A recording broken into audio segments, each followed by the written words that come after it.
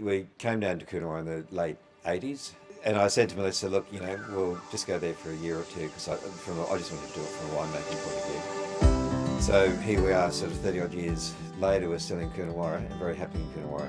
We started, we got a bit of Pinot Gris and we made that into wine, and we had really good success with that. We've gone from doing, literally a few hundred cases now to doing probably 12,000 cases. So, relatively short time. So it's been very successful.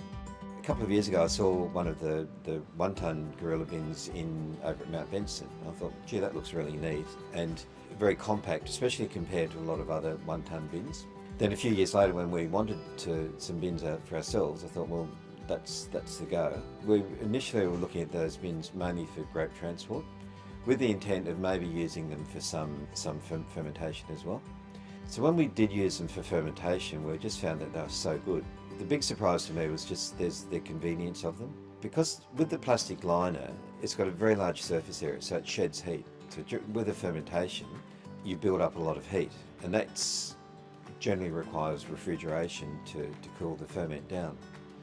But with the gorilla bins, with the 1 tonne bins, they shed heat.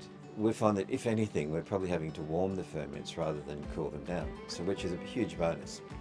I guess the other thing about the bins is they're light, they're easily moved, but they are compact compared to a lot of other 1 tonne bins. So we now use them primarily for fermentation as well as grape transport. So in total we have 45 of them. So we can have, say, about 30 of them on the ground with grapes in them. So that's probably the equivalent of 25 tonnes fermentation.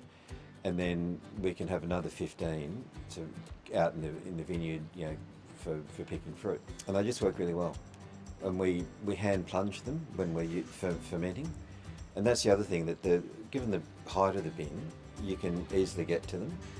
A lot of other ferments, and we've got some 2 tonne and 3 tonne open fermenters, but they're really hard to plunge because the cap becomes quite thick. Whereas in the 1 tonne bin, they're relatively easy to hand plunge. And that's a big part of what we want to do.